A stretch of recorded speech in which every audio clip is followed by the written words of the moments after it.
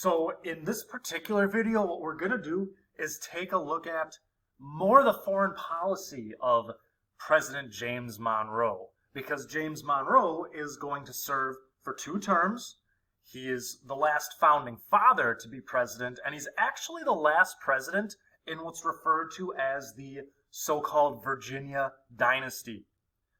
4 of our first 5 U.S. presidents actually came from Virginia.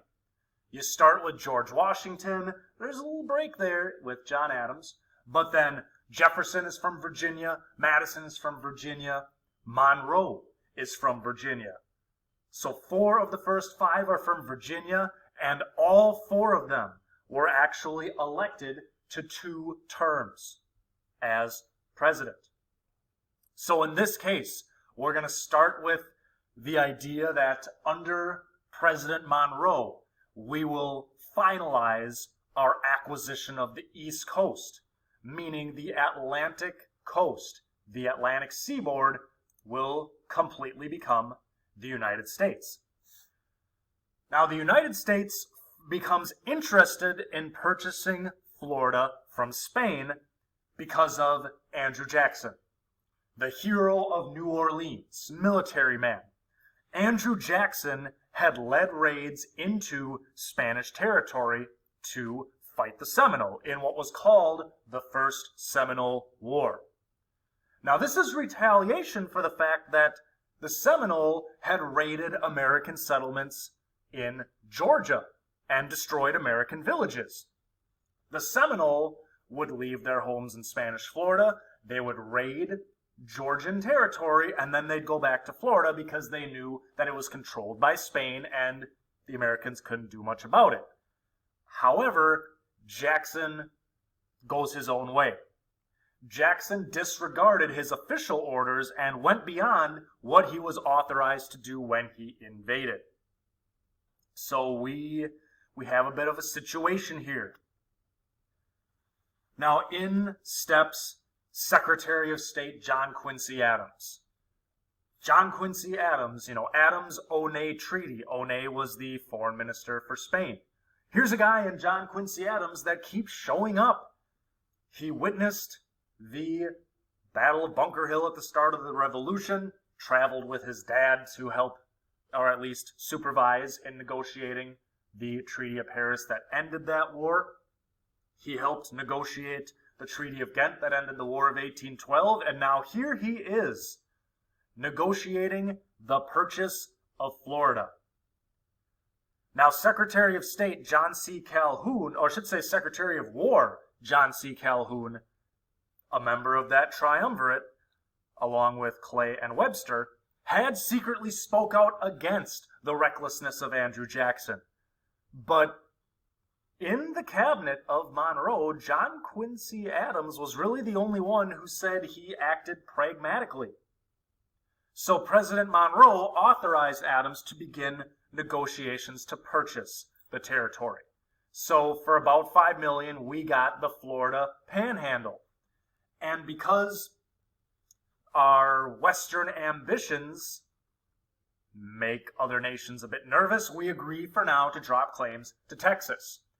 Now, this also supposedly settled the southern and western boundaries of the Louisiana Purchase. So this is what we had thought the old Louisiana Purchase was. You can see the Mississippi River.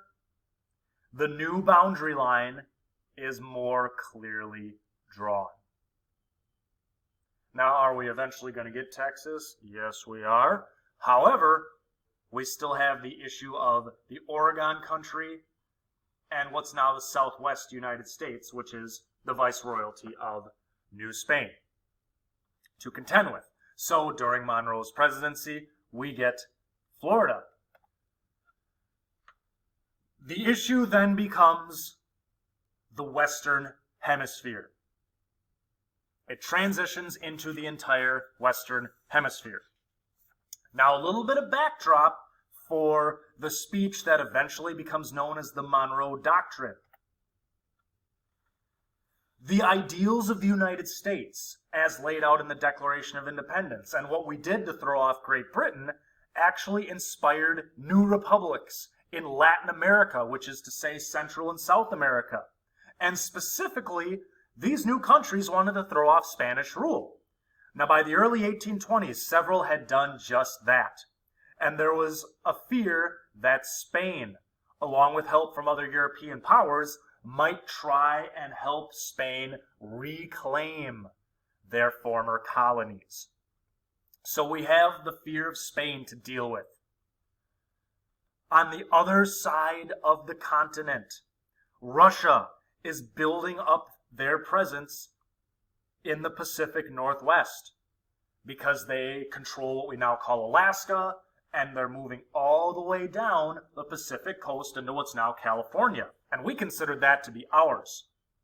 Now Britain, so GB is Great Britain, they did not want to help Spain out. They didn't want nations like Austria to help Spain because Great Britain made a lot of money in trade with the new Latin American countries. These British, for the most part, favor free trade. And they even proposed a joint statement with the United States telling others to back off.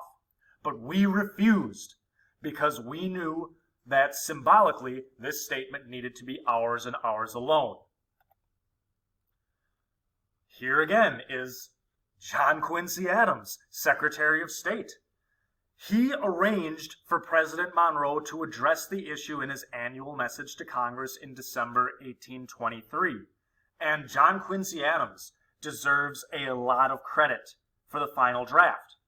Now, prior to issuing this, President Monroe did write to Thomas Jefferson in October. You know, Monroe was kind of like a protege of Jefferson. He really looked up to him and learned a lot from him. And he wanted Jefferson's advice. Monroe asked whether we should join England in opposing Spanish efforts to suppress revolts in their former colonies. But Jefferson said that's not the real issue. The real issue is whether or not Europe belongs in the Western Hemisphere in the first place. That's the real question. Now, Jefferson, in a letter to Monroe, stated that we should never entangle ourselves in the broils of Europe, meaning we should stay the heck out of Europe, just like Washington said in his farewell address. And we should never suffer Europe to intermeddle with cross-Atlantic affairs. So, John Quincy Adams deserves a lot of credit for the final draft. But Jefferson also had influence on the text. And we can see that the Monroe Doctrine will inform U.S. long-term foreign policy. Our message is simple. Europe needs to stay out of the Western Hemisphere. They need to stay out of North and South America. That is U.S. jurisdiction. That's our territory. On the flip side, we agreed to stay out of Europe. And part of the rationale for this was Henry Clay's persistence that we should help the Greeks rebel. Now, the nation that we know of as Greece wasn't a thing yet.